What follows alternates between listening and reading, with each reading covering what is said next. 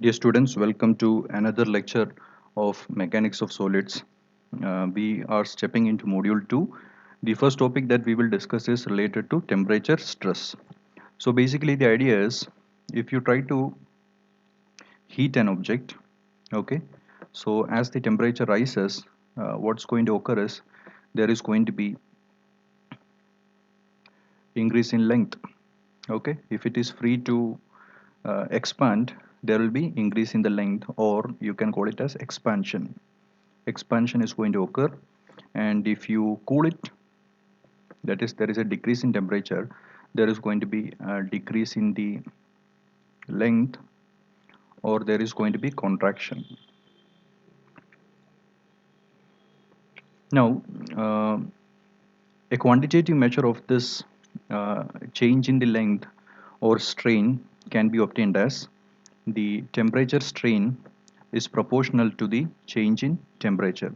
Okay, the temperature strain is proportional to the change in temperature, be it a rise or a fall, and you can write it as this is equal to a constant of proportionality times the change in temperature.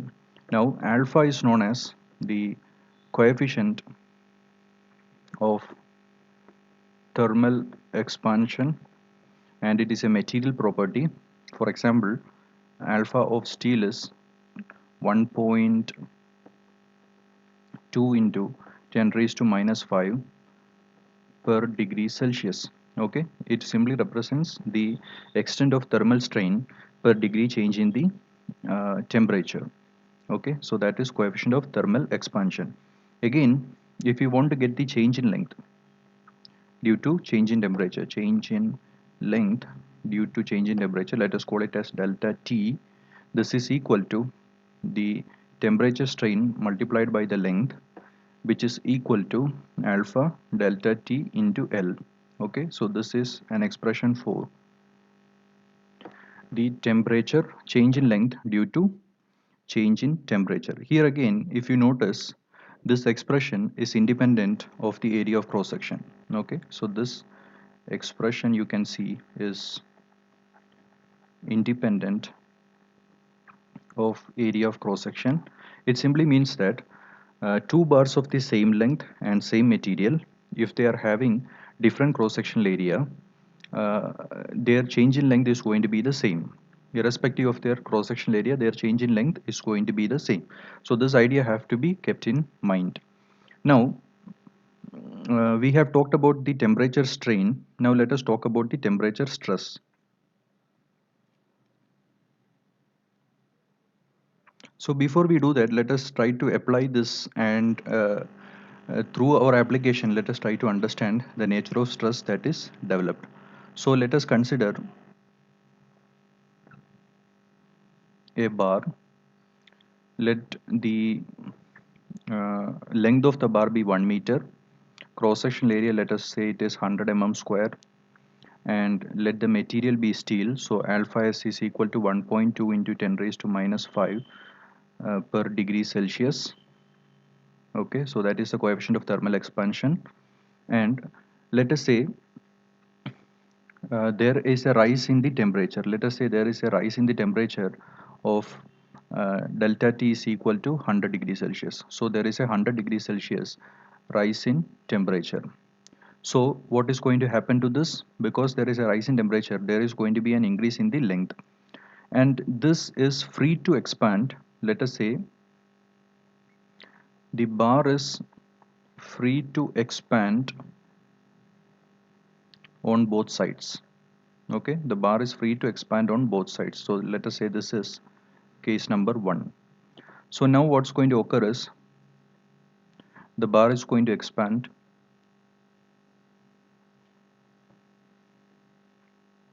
on both sides. The bar will be expanding. So this is going to be the original length, and this will be delta T divided by 2, and this will also be delta T divided by 2. Okay, so the total change in length of the bar will be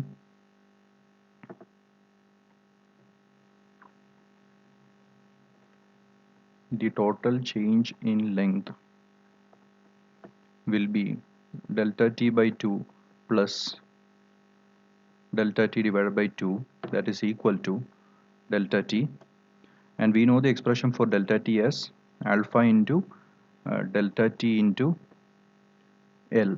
So that is 1.2 into 10 raised to minus 5 multiplied by 100 multiplied by the length in mm is also is 1000 mm. So if you do this, we can get the value of change in length as 1.22 mm. So this is the 1.22 mm. There is an increase in length of 1.22 mm. So this is the change in length or the increase in length of the bar due to a change in the or an increase in the temperature. So this is case number 1. Now the question I want to ask you is, will there be a stress that is going to develop in it? Will there be any stress that is going to develop in it? The answer is no. Whenever we know that stress is nothing but resistance to deformation. Okay, stress is nothing but resistance to deformation. So stress equals resistance to deformation. Okay, so here free expansion is permitted. Okay, free expansion is permitted, therefore there is no temperature stress developed. Okay, so temperature stress will be developed only when free expansion is restricted or restrained. Okay, so this is again a fundamental concept that we need to understand. Temperature stress will be developed only when the there is resistance to free expansion or free change in length of the bar. Now let us consider case number 2.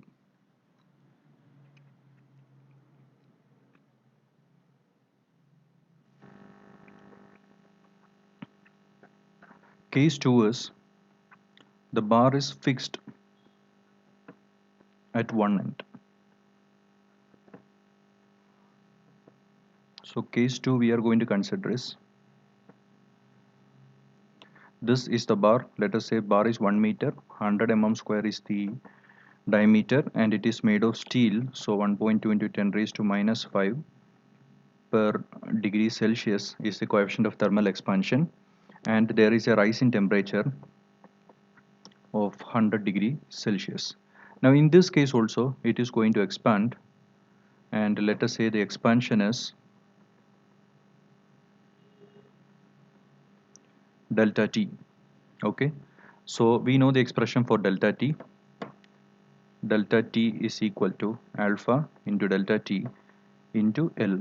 So that is 1.2 into 10 raised to minus 5 multiplied by 100 multiplied by 1000 mm. So that is 1.2 mm. This is again an increase in the length. Again, the question is, will there be temperature stress? So the question of temperature stress, will it be there or not? So how do we check whether there is temperature stress or not?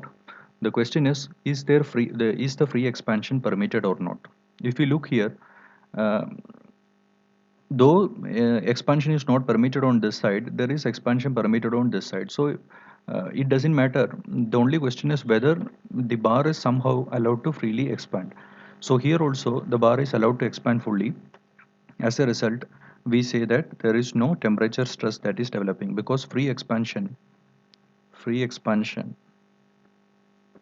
is permitted. Okay, free expansion is permitted, and therefore there is no temperature stress developing in this case also. Now let us consider the next case.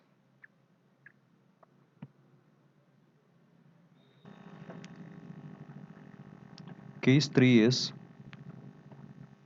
the bar is fixed at both ends. Okay, bar is fixed at both ends.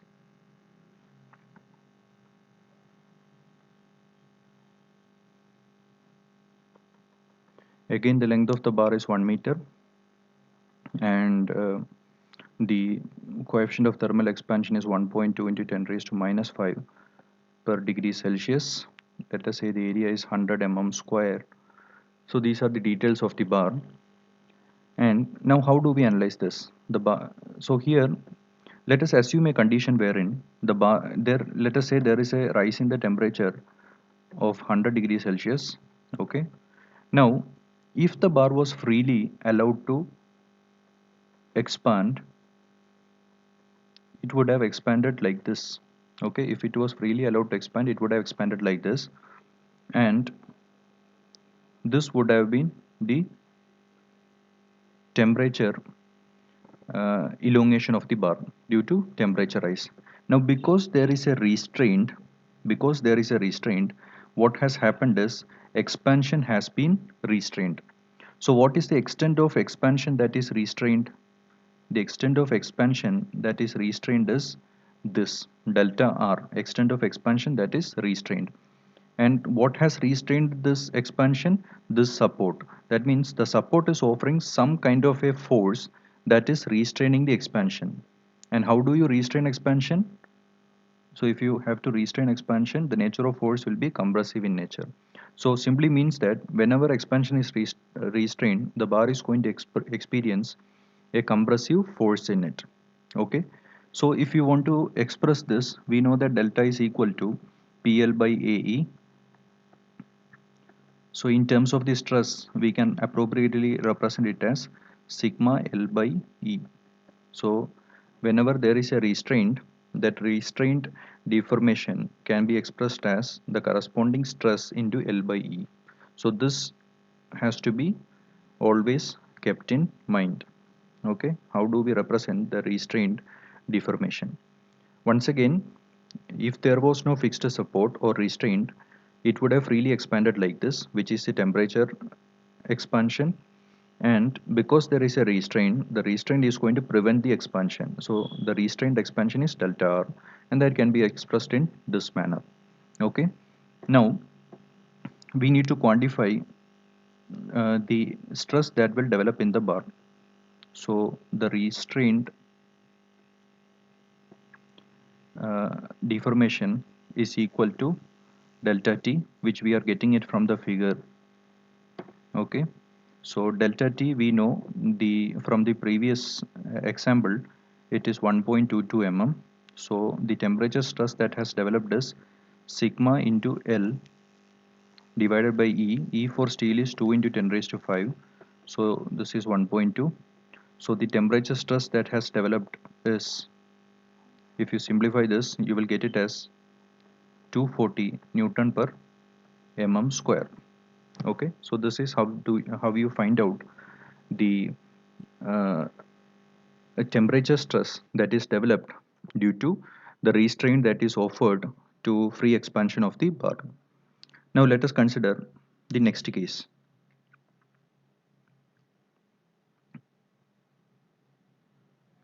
The next case is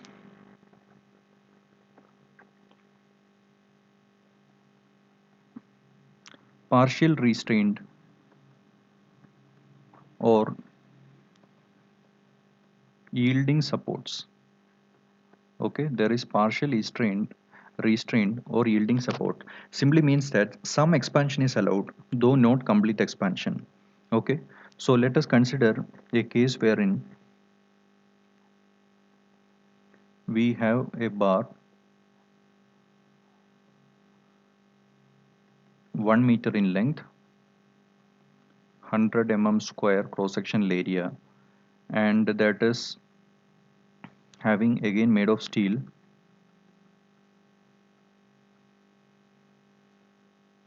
and let there be a rise in temperature of 100 degrees Celsius. Okay, now in this particular case, let us say the support permit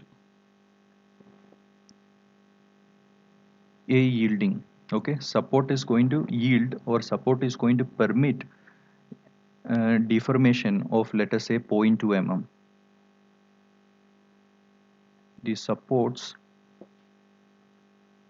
yield by 0.2 mm. Simply means that when it tries to expand, the support will slightly move or shift its position by 0.2 mm. Okay, so this is the basic case. Now how do we analyze this? Again, first thing we have to look is what is going to occur happen if free expansion is permitted. Okay, so if free expansion is permitted, let us say this will be the change in length when free expansion is permitted, that is the change in length due to temperature. Now the actual expansion that is allowed is only this much, that is this is the actual expansion that is allowed, or the expansion that is permitted is only the extent up to which the support is able to yield. So this is the actual expansion that is permitted, and this much is the expansion that is restrained. Okay, this much is the expansion that is restrained.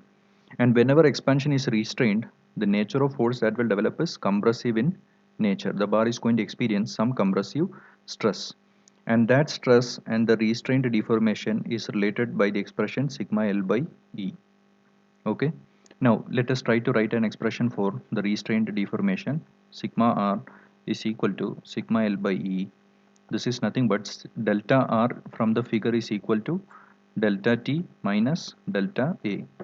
And again, we know the expression for delta T from the previous example. If it is a new question, you have to calculate delta T as alpha delta T into L minus delta A is given in the question as 0.2 mm, and the value of alpha delta TL from the previous example we know is 1.2, so minus 0.2, this is 1 mm. Now if you try to substitute the values, sigma into 1000 divided by 2 into 10 raised to 5 is equal to 1, sigma is equal to 200 Newton per mm square.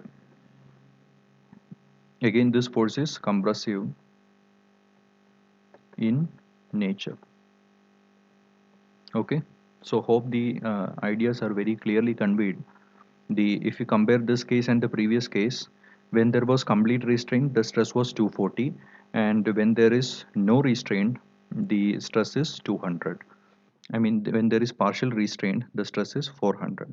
So maybe I'll compare those cases. So first case was both ends free. The temperature stress that developed was 0. Second case was one end fixed. In this case also free expansion. So this is free expansion. This was allowed.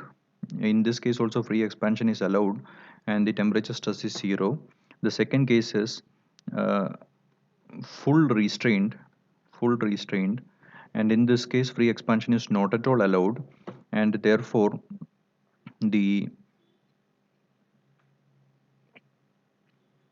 stress that is developed, we got it as 240 Newton per mm square. And the next case was partial restraint, or we called it as yielding supports. In that case, partially expansion was allowed. Okay, and when expansion is partially allowed, the stress that is developed is lesser than the stress developed in case of fully restrained condition. Okay, so this was the four cases. And whenever expansion restrained,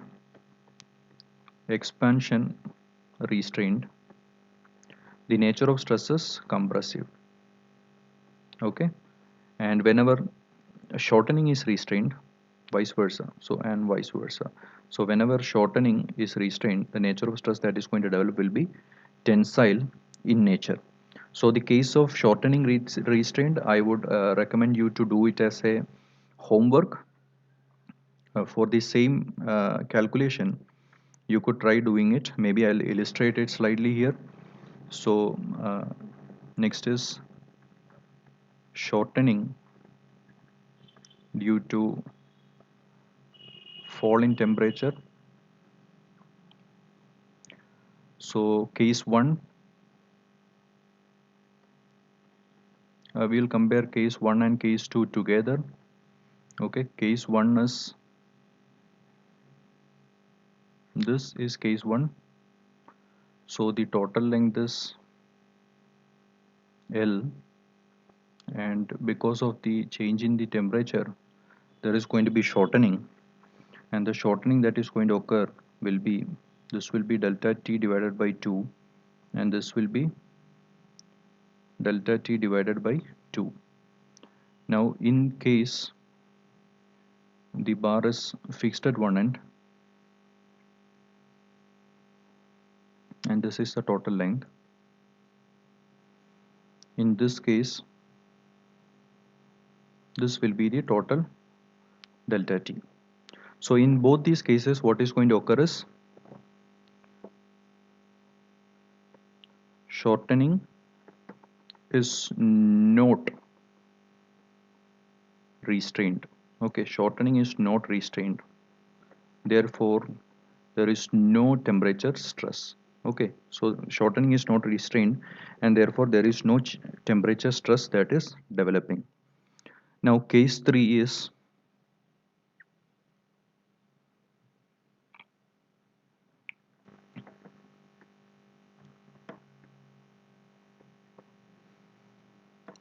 we are going to consider a fully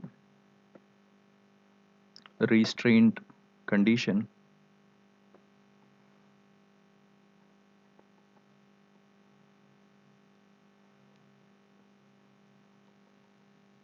So this is the fully restrained condition. So let us say the bar is having 1 meter length, 100 mm square be the cross sectional area, alpha s is equal to 1.2 into 10 raised to minus 5 per degree Celsius, and let there be a falling temperature of 100 degree Celsius. Now here, if it was freely allowed to shorten, okay, this would be the final position. So this would be the final position if it was freely allowed to shorten. So this is the logic, freely allowed to shorten, this would be the, and because there is a restraint, it is not at all allowed to shorten. So the shortening that is restrained, that is delta R.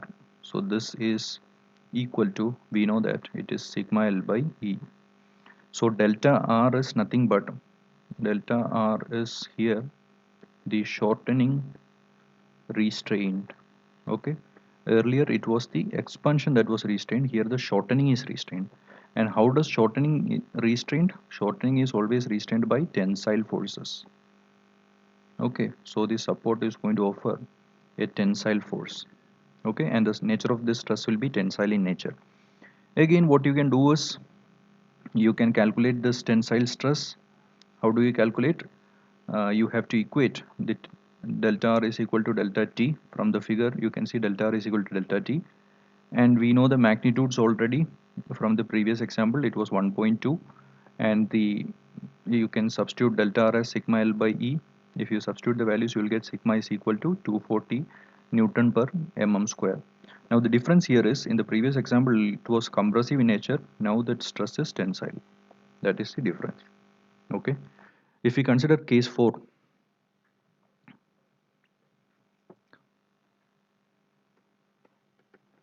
that is partial restraint.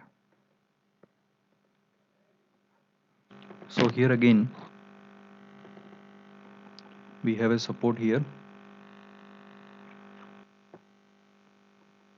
Partial restraint simply means that the supports are yielding in nature. Supports permit some sort of a shortening or yielding.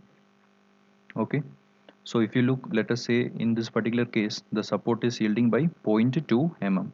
Okay, yield by 0.2 mm. So this is the yielding. So this is the actual deformation that is occurring, that is point shortening that is occurring, that is zero point 0.2 mm. Now if you look, if it was freely allowed to expand, I mean shorten, it would have reached somewhere here. So this would have been, let us call this as A and let us call it B, and this is B dash. So this is delta T, and the shortening that is restrained is this much shortening is restrained. Okay, this is the shortening that is restrained. Delta R is the shortening that is restrained. So how is shortening restrained? Shortening is restrained by tensile forces. Okay, so delta r from the figure you can write it as delta t minus delta a, and we know the magnitude of delta t from the previous example as 1.2, so minus 1, so minus 0.2, so this is 1 mm. If you substitute sigma L by E is equal to 1 mm, you will get the value of sigma as 200 Newton per mm square. Difference here is, again, this is tensile in nature. So this is the case of prismatic bars subjected to a rise in temperature or fall in temperature, subjected to either a fully restrained condition, partially restrained condition, and free condition, or a no restraint condition. Now, the next example we need to consider is the case of compound bars, that is elastic bars which are connected end to end. Okay, so the next case we have to consider is the case of elastic bars which are connected end to end.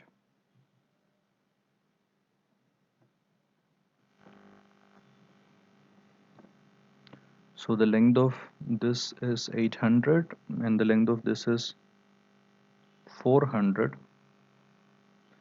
The area here is 375 and the area here is 250 mm square, and this is made of steel and this is made of, let us say, aluminium. Okay, so alpha of steel is, we know it is 1.2 into 10 raised to minus 5 per degree Celsius, and the alpha of aluminium is equal to 2.3 into 10 raised to minus 5 per degree Celsius, and the modulus of elasticity of steel, we know it is 2 into 10 raised to 5 Newton per mm square, and the modulus of elasticity of aluminium, we know the value as zero point 0.7 into 10 raised to 5 Newton per mm square. Okay, so this is the question that we have in hand. Now we have to consider three cases. Okay, case number one is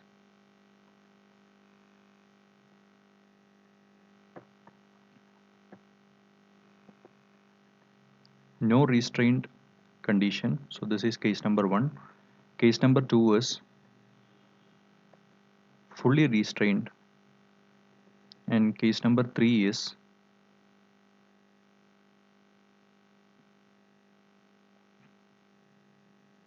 the support yielding by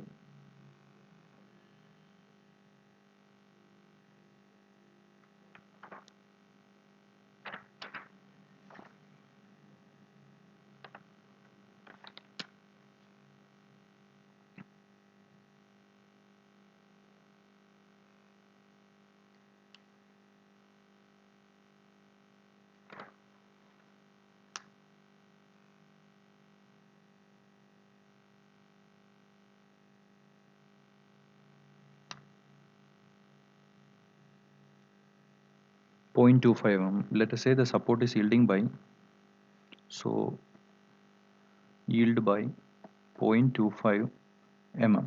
Okay, so in the first case what we need to calculate is the total elongation. So this is what we need to calculate in case number one, because we know that when there in no restraint condition, there will the stress that will be developed is zero, so no stress will be developed, so we have to calculate the total elongation. In case 2, what we need to calculate is, we need to calculate the stresses developed in steel and the stress developed in aluminium. This is what we need to calculate in case number 2, because the elongation will be 0. And in case 3, we need to again calculate the stress that is going to be developed in steel and aluminium. In addition, we need to calculate the elongation of steel. We also need to calculate the elongation of aluminium. So these are the things we need to calculate from this particular problem. Okay, So let us do it one by one. First is case number 1. So that is free to expand. So let us say again the rise in temperature in this particular case is 200 degrees Celsius. Okay. So the rise in temperature is 200 degrees Celsius. Okay. So it is free to expand. So this is what we are having. Steel is 800 mm and aluminum is 400 mm.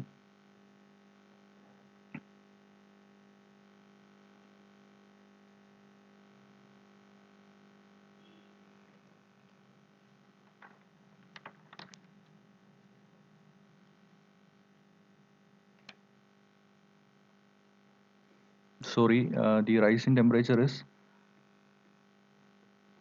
40 degrees Celsius. So this is the rise in temperature 40 degrees Celsius.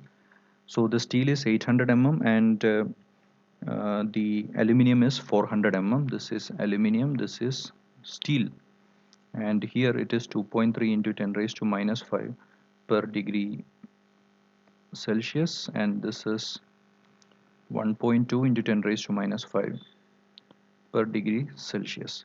Okay, so the total elongation of the bar will be equal to elongation of steel plus elongation of aluminium. So that is delta T of steel plus delta T of aluminium.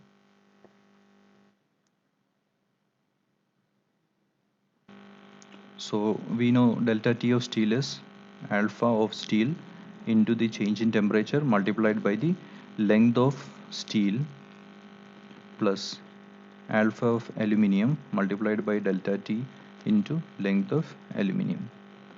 So this is 1.2 into 10 raised to minus 5 multiplied by 40 multiplied by 800 plus this is 2.3 into 10 raised to minus 5 multiplied by 40 multiplied by 400. So if you calculate this,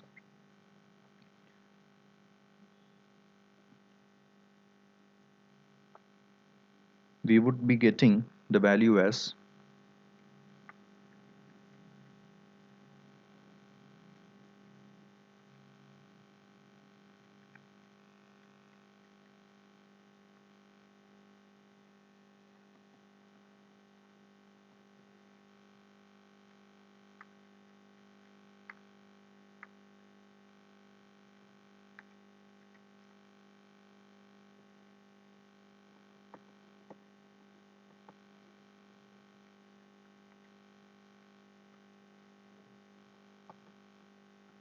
so this would be the total elongation of the bar when it is free to expand.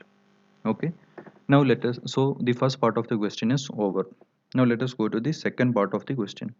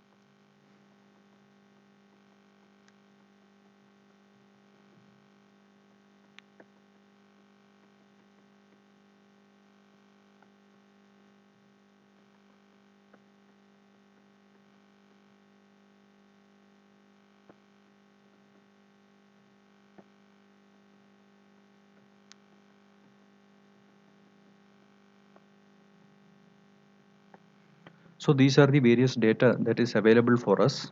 Now how do we analyze this particular problem? So again, free restraint is not at all permitted.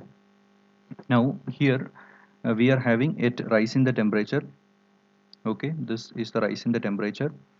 Now first thing we have to look for is we have to look for the equilibrium condition.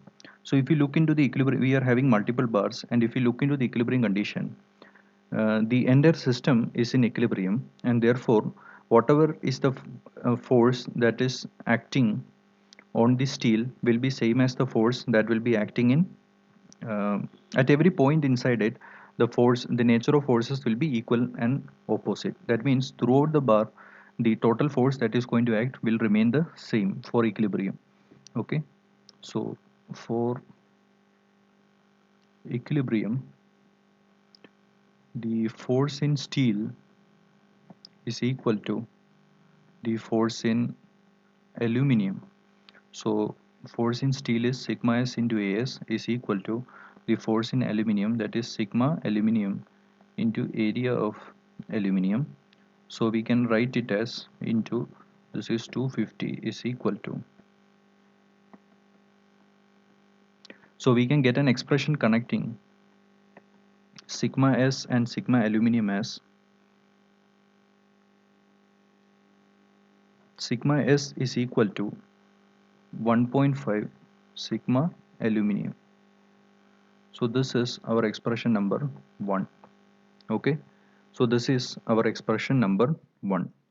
Now again, what is going to occur is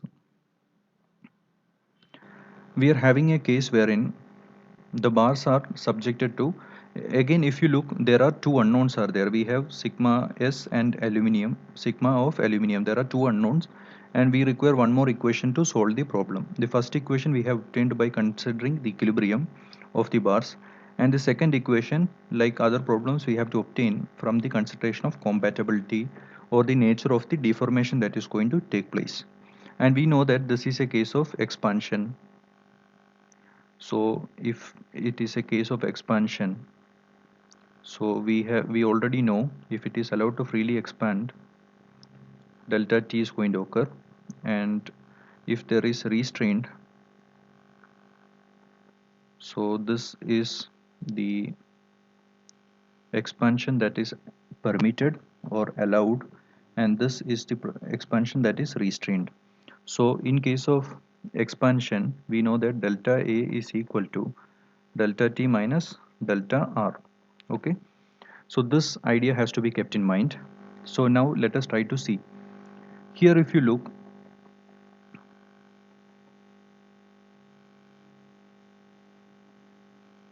this is what we are having. Okay, so the total elongation of the bar is equal to 0.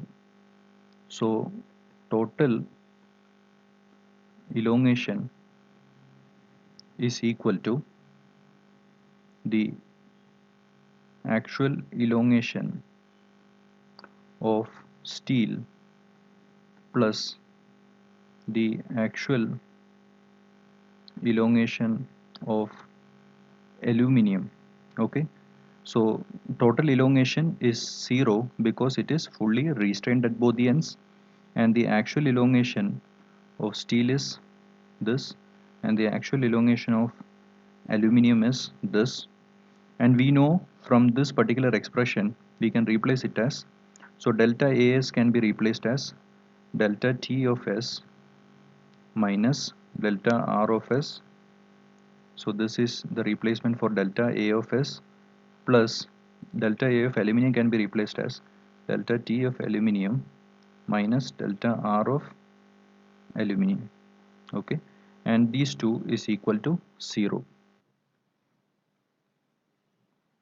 Now if you try to rewrite the expressions, we can get an expression like this: delta r of s plus delta r of aluminum is equal to delta t of s plus delta t of aluminum, and delta r of s is nothing but sigma s multiplied by L of s divided by E of s, plus delta r, we can replace it as delta r of aluminum can be replaced as sigma A of aluminum into L of aluminum divided by E of aluminum is equal to, Here delta T of S can be replaced as alpha S into delta T multiplied by the length of steel plus alpha of aluminium multiplied by delta T multiplied by length of aluminium.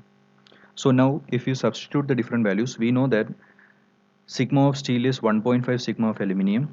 So if you substitute those values, so from equation 1 we know that sigma of steel is 1.5 sigma aluminium. So we will substitute that in this equations.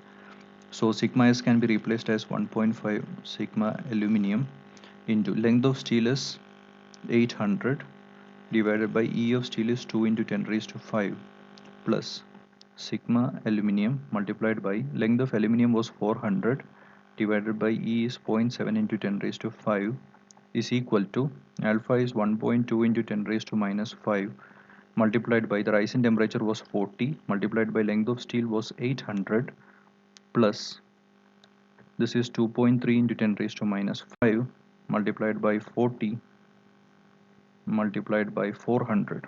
Okay, now if you try to simplify this expression and find out the value of sigma aluminium, you will get the value of sigma aluminium as 64.19 Newton per mm square. And from equation 1, sigma of steel is 1.5 times sigma of aluminium, and you will get the value as 96.29 Newton per mm square. So this gives you the end of the analysis, that is the stress in aluminium has been found out, the stress in steel has been found out.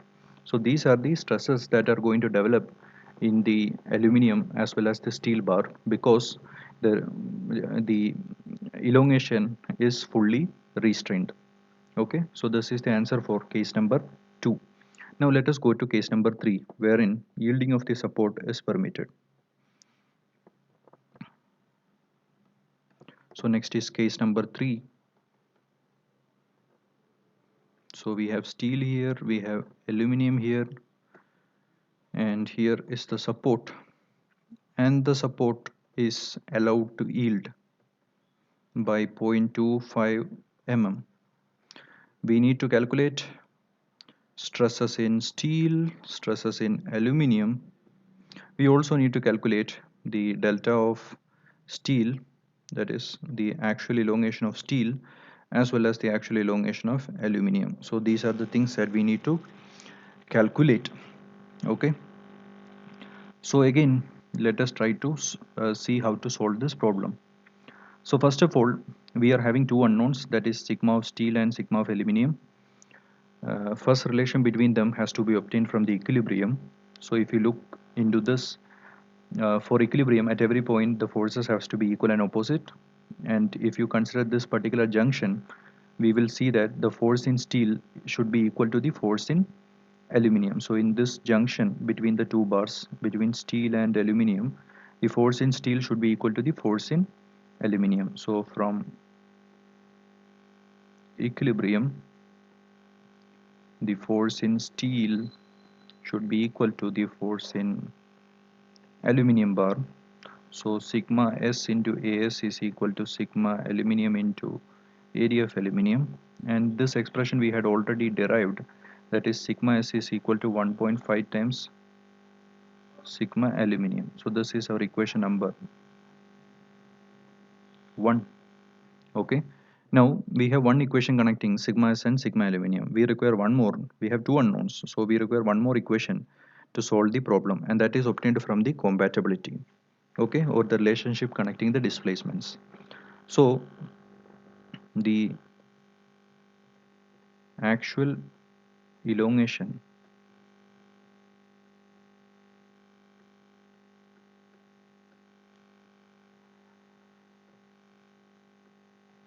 the actual elongation of the compound bar is equal to the actual elongation of steel plus actual elongation of aluminium. Okay, so the actual elongation, we know the supports are yielding by 0.25 mm, so that is the actual elongation. 0.25 mm is equal to the actual elongation of steel plus the actual elongation of aluminium, and we know the expressions for the actual elongation of steel, that is delta of T of steel minus delta R of steel. So this expression we already know. If you do not remember this, simply draw the case for an elongation. So this would be your delta T, and if there is, this will be your restraint, and this would be the actual. So actual is equal to delta T minus delta R. This expression can be remembered like this also by drawing the figure. If you remember the figure or the concept, you can easily write this expression. And now delta of aluminium minus delta of restrained expansion of aluminium. Okay, so we have this expression now. If you try to rewrite this expression,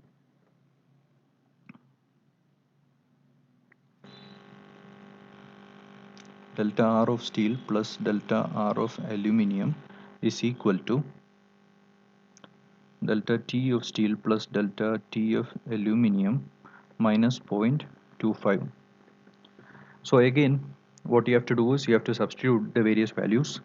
So delta R of steel is sigma of steel into L of steel divided by E of steel, plus this is sigma of aluminium into L of aluminium divided by E of aluminium, minus this is alpha S into delta T into Ls, plus this is alpha aluminium into delta T into L of aluminium minus 0.25. Now all you have to do is substitute the various values, and you will see that the right hand side of this expression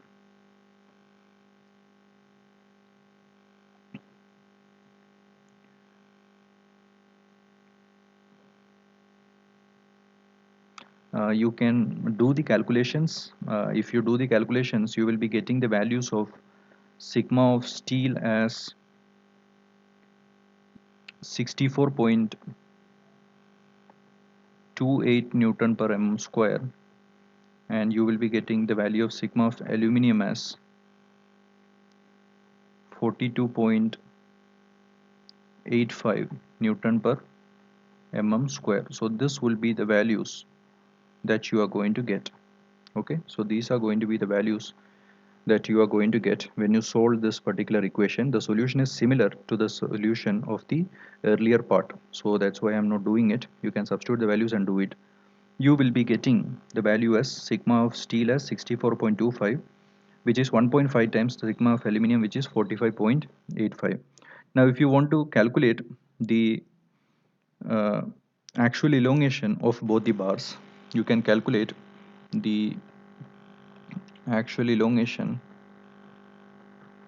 of aluminium as, that is delta A of aluminium, that is delta T of aluminium minus delta R of aluminium. So here this is alpha of aluminium multiplied by delta T into L of aluminium minus sigma of aluminium into L of aluminium divided by E of aluminium. Here you have to substitute sigma of aluminium as the value that you have got here, that is 42.85. Similarly, when it comes to steel, you have to substitute the value of stress in steel that you got here. That is, for example, the actual elongation of steel is, you will be getting it as alpha S into delta T into L of steel minus sigma of steel into L of steel divided by E of steel. And this value, you have to substitute it as 64.28. So if you substitute, you will be getting the values of the actual expansion of aluminium. You will be getting it as 0.13 mm, and the actual expansion of steel, you will be getting it as 0.12 mm. You can see that if you add these two, you will be getting it as 0.25 mm, which is nothing but this expression that we wrote.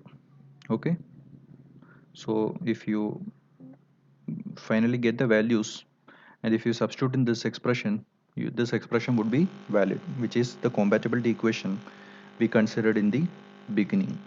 Okay, again, if you consider the stresses, the value of stresses in the case number 3 with that of the case number 2, you will see that the magnitude of the stresses in the bars have reduced.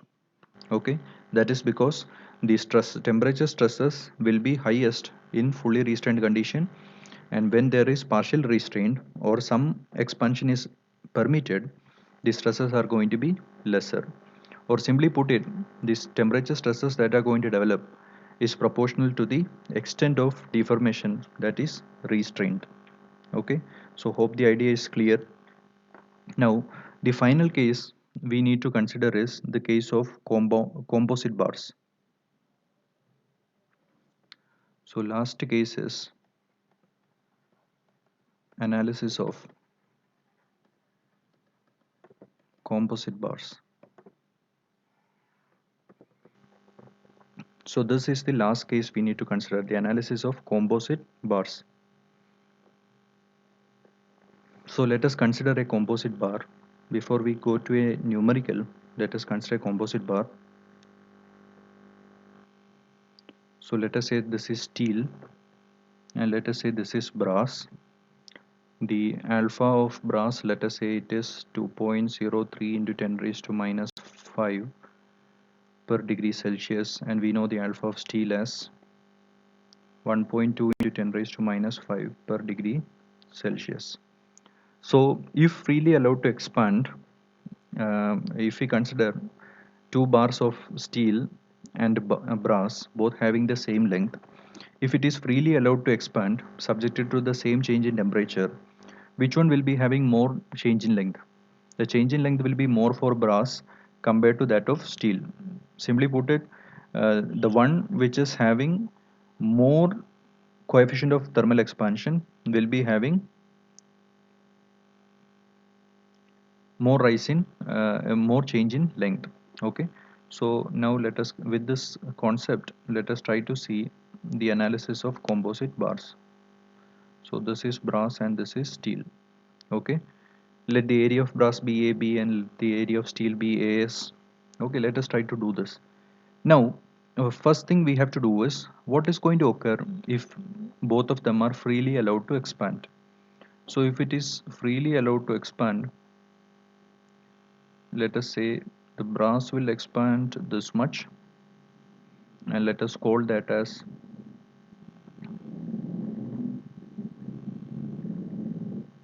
delta T of brass.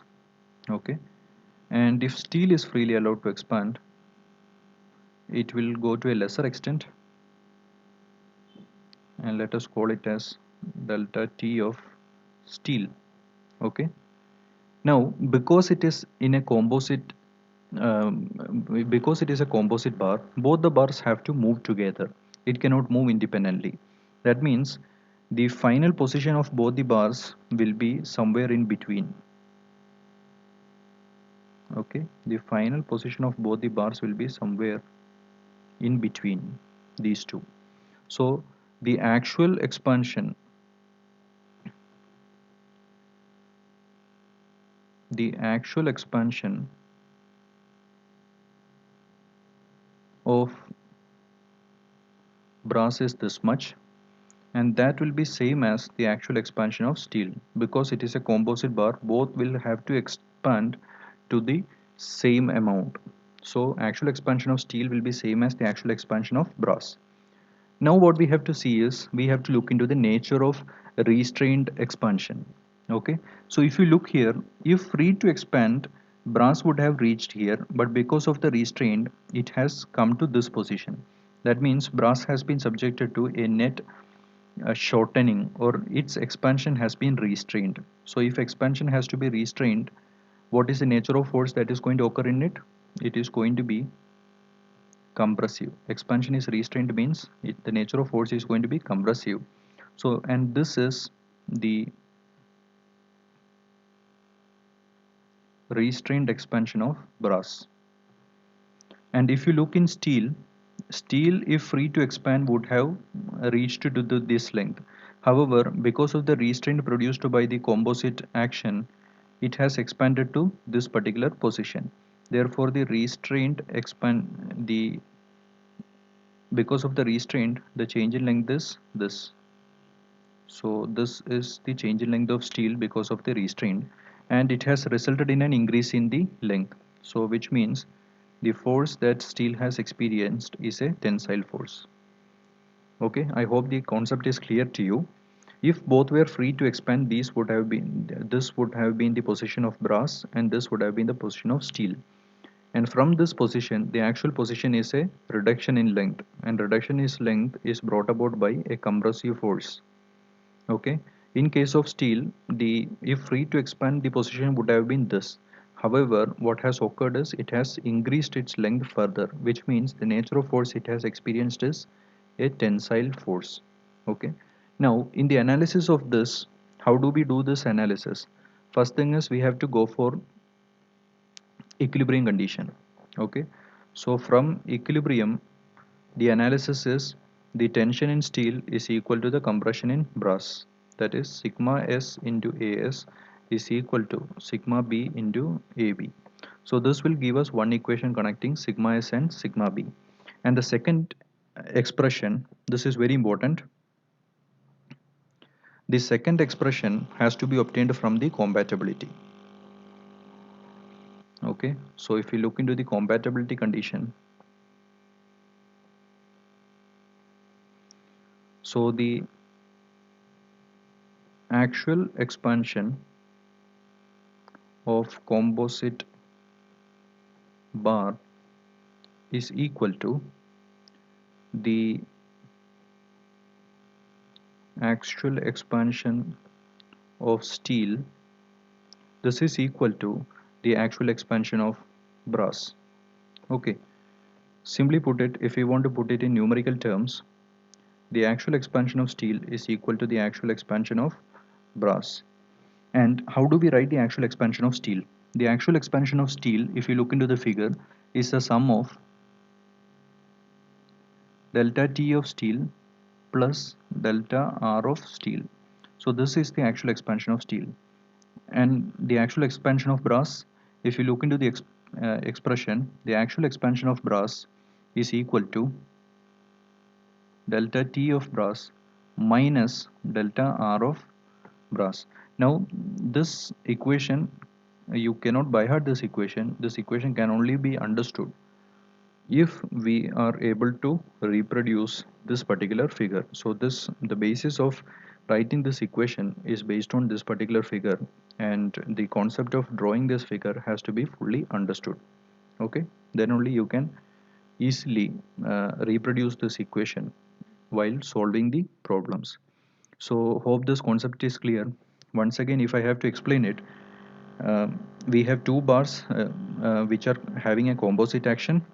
If they were free to expand, they would have expanded in this manner. That means the one which is having larger coefficient of expansion would have expanded more compared to the one with lower coefficient of thermal expansion. However, because they are having a composite action, it is going to act as a restraint, and they are going to have a deformation in between both the free expansions. So we know that is the actual expansion of steel and the actual expansion of brass. Both are going to be same as the actual expansion of the composite bar. Okay, now in that condition we need to calculate the restrained expansion. So steel, it has had an increase in the length, that is the restrained expansion is an increase, and we know that the restraining force is tensile in nature, and here in case of brass there has been a decrease in the length, so we know that the restraining force is compressive in nature here. Okay, and we have connected the forces in terms of equilibrium, and we have also connected the uh, displacement in terms of compatibility and derived the appropriate equations which will be helpful in the solution of various problems. Now let us try to consider a question.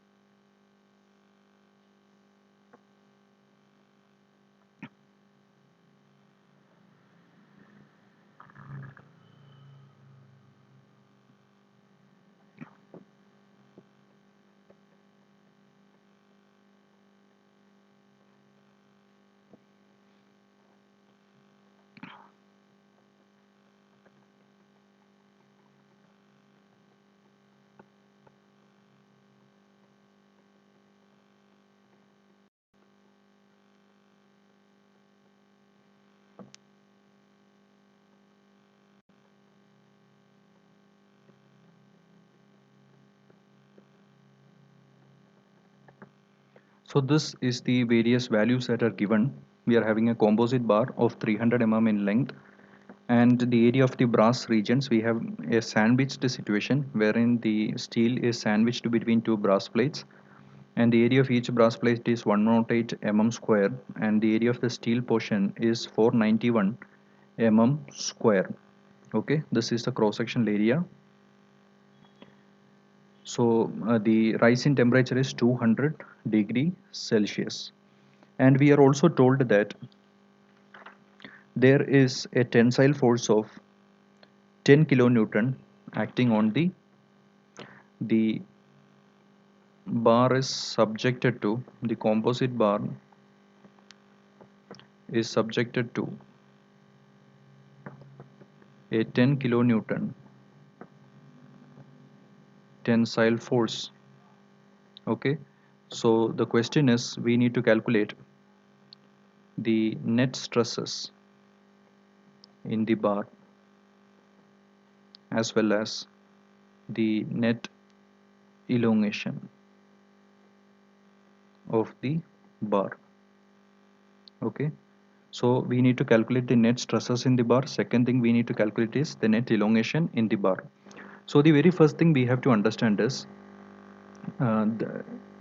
we are doing an elastic analysis. So whenever we are doing an elastic analysis, it simply means that various loading conditions can be considered separately and then simply numerically added together. So the elongation due to the 10 kilonewton tensile force as well as the stresses due to the 10 kilonewton tensile force can be calculated separately, and the elongation due to and the stresses due to rise in temperature of 200 degrees Celsius can be calculated separately. So what we will do is, first we will do a temperature analysis, and then we will do an analysis for the forces, and finally we will add both of them. Okay, so let us do a temperature analysis first. So temperature analysis. So to do a temperature analysis, this is brass, steel and brass. We know that alpha of brass is more than the alpha of steel. So if freely allowed to expand, brass is going to expand like this, and if freely allowed to expand, steel is going to expand like this. Okay, so again brass will go somewhere here. Now if they have to, and this position, I mean this will be delta T of brass, this would be delta T of steel. Okay, because it is composite, it is going to settle somewhere in between. So this would be the actual of brass, and this would be the actual expansion of steel, and this would be the restrained movement of steel, and here this would be the restrained movement of brass.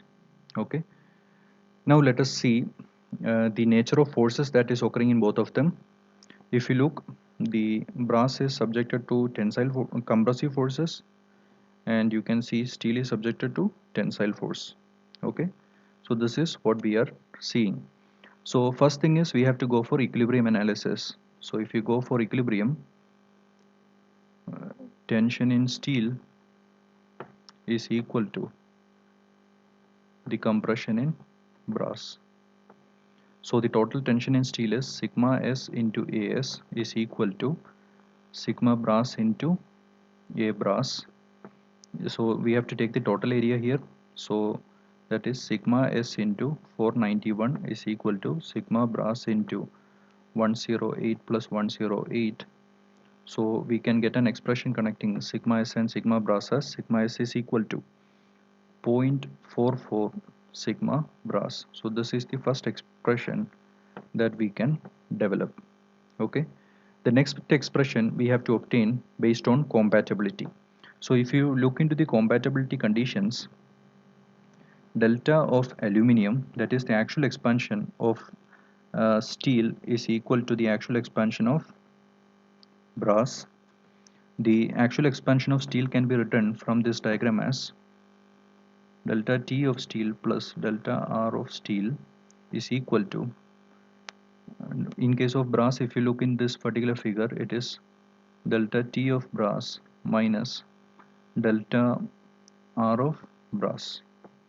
So if you try to substitute the relevant values, we can rewrite this expression as, so delta T of steel is alpha of steel into delta of temperature into length of steel divided by, and plus delta R of steel is sigma of steel into L of steel divided by E of steel. This is equal to alpha of brass into delta T into L of brass plus sigma of, in here it is minus, so minus sigma of brass into length of brass divided by E of brass. Okay, so this is 1.2 into 10 raised to minus 5 multiplied by 200 multiplied by the length was 300 mm plus sigma S can be replaced as 0.44 sigma B. So let us replace it as 0.44 sigma B from equation number 1 into length is 300 divided by E is 2 into 10 raised to 5 is equal to, this is 2.03 into 10 raised to minus 5 multiplied by 200 multiplied by 300 minus sigma B into 300 divided by 1 into 10 raised to 5. So the only unknown in this particular equation is sigma B. If you try to solve it, you will get the value of sigma B as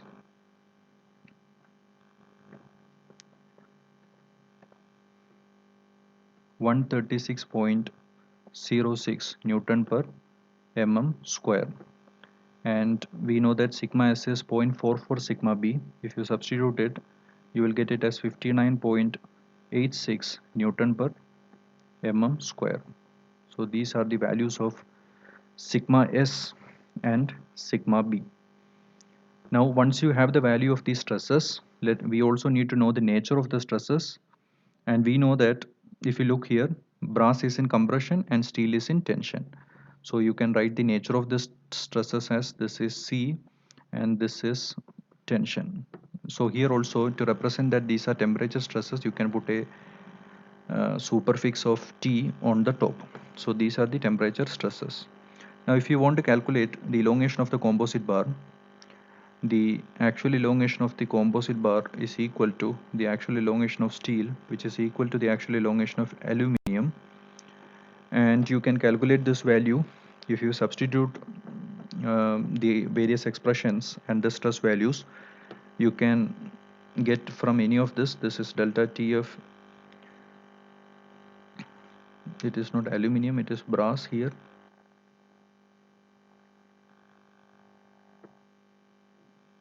Delta T of brass minus delta R of brass. If you substitute this, you will get this as 0.81 mm.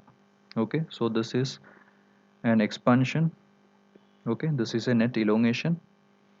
So this would be the value that we will be getting, and this is again due to temperature. Okay, so that is these are the results of our temperature analysis. Now we require this to find the net elongation. So let us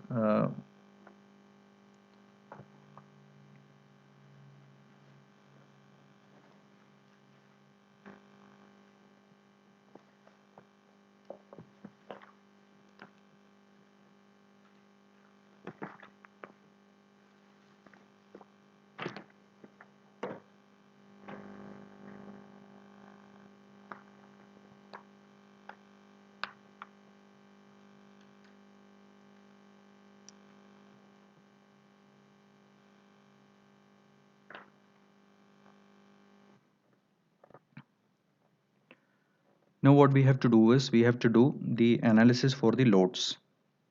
Okay, so the next part is the load analysis. So in the load analysis, what we are having is, this is what we are having. We have the composite bar subjected to a tensile force of 10 kilonewton. So this is the tensile force of 10 kilonewton. We have brass here and we have steel here. Again, this we have learned in module 1 how to analyze cases of this. So the basically how do we do this? So force in steel plus force in brass is equal to 10 kilonewton. So this is the equilibrium equation, and this can be sigma s into as plus sigma b into ab is equal to 10 into 10 raised to 3. So this will be our equation number 1. And next thing is we have to develop one more equation which is based on the compatibility conditions. So the second equation based on compatibility, that is the elongation. So this is based on equilibrium, and next is based on compatibility, that is the relationship between the displacements. So the expansion of steel is equal to the expansion of brass,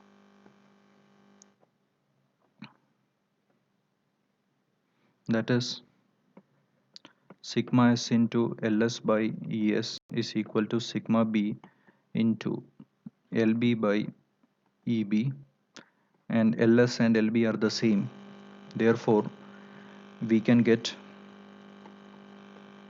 sigma s is equal to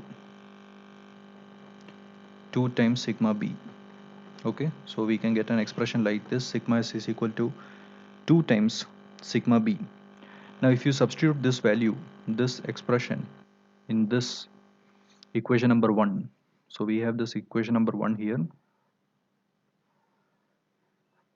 So if you substitute this in equation number 1, we can get the value of sigma s and sigma b as sigma s is equal to 16.69 Newton per mm square, and this is tensile in nature, and sigma b is equal to 8.34 Newton per mm square, and this is also tensile in nature. And we can also get the elongation due to the load. So elongation due to the load, we can get it as,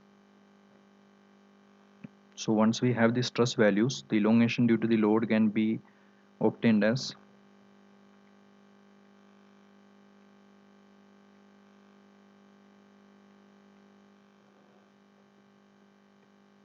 0.025, that is 0.025 mm. So this will be the elongation due to the load. Okay, so for due to the 10 kilonewton load, this will be the elongation of the composite bar. Now if we want to get the net stresses and the net elongation, so next is net stresses. So the net stresses will be, net stress in steel will be stress in steel due to temperature plus stress in steel due to the force or the load. Okay, the stress in steel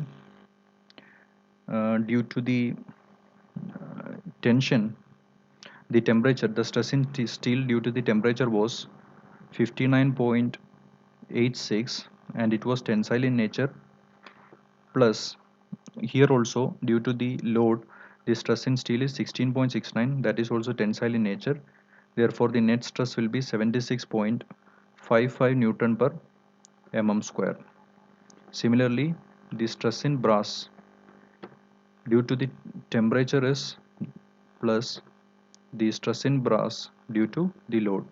The stress in brass due to the temperature was compressive in nature, and therefore let us put it as negative, and the stress in brass due to the load is tensile in nature. So the net stress is minus 127.72 Newton per mm square. The negative sign indicates it is compressive in nature. Here the positive sign indicates it is tensile in nature. In a similar manner, We can also calculate the net elongation as the elongation due to temperature plus the elongation due to the load. The elongation due to the temperature was 0.81 plus the elongation due to the load is 0.025. So the total elongation is 0.835 mm. Okay, so this is the total elongation of the composite bar. So with this, we complete our discussions on temperature stress and temperature strain. We will see with another topic in the next lecture. Thank you.